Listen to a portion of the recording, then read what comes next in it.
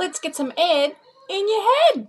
Hey there guys, and today we're going to do another 5 activities using simple stuff that you can get in your house at home.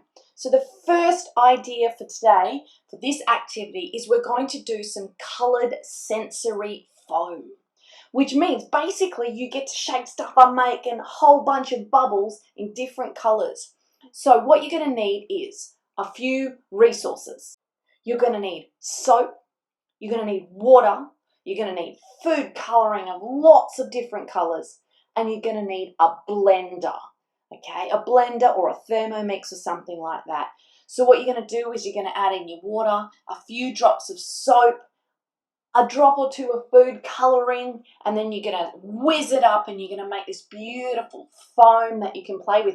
And what you might like to do is put it in a tray, like a baking tray. You could put little clumps of different coloured foam, and then you lay very gently a piece of white paper on top and peel it off and hang it up to dry, and you'll have a beautiful artwork made of little tiny coloured bubbles. So that's number 1, coloured foam. Now, number 2, we're going to go back to our Lego challenge. Yesterday we made a roller coaster. Today the challenge is you've been employed by NASA, and your challenge is using only Lego pieces, you got to build a rocket. Okay, rocket. You might choose to put fire at the bottom and a spike at the top, and maybe even a little hole for your astronaut's face to fit in. So first of all, we're doing coloured foam. Now we're doing a NASA rocket made out of Lego. Number 3 is something that you might ordinarily go, I don't want to do that. Well, today you're going to ask your mum or your dad very nicely, and you're going to earn some brownie points, some nice points. And you say, Mum or Dad, please can I borrow the grown-ups vacuum cleaner because I'd like to vacuum a room in the house. So you've got to be able to pull that trigger, you've got to be able to hold it up, and you want to go across that floor and you're going to eat up all of those little bits of dust and those little bits of paper that you've left there from chopping up stuff. You're going to vacuum a room of the house. Now, number 4 is something new and different. Now, it's just singing. What you're going to do is, if you're really little, you're going to learn the alphabet song.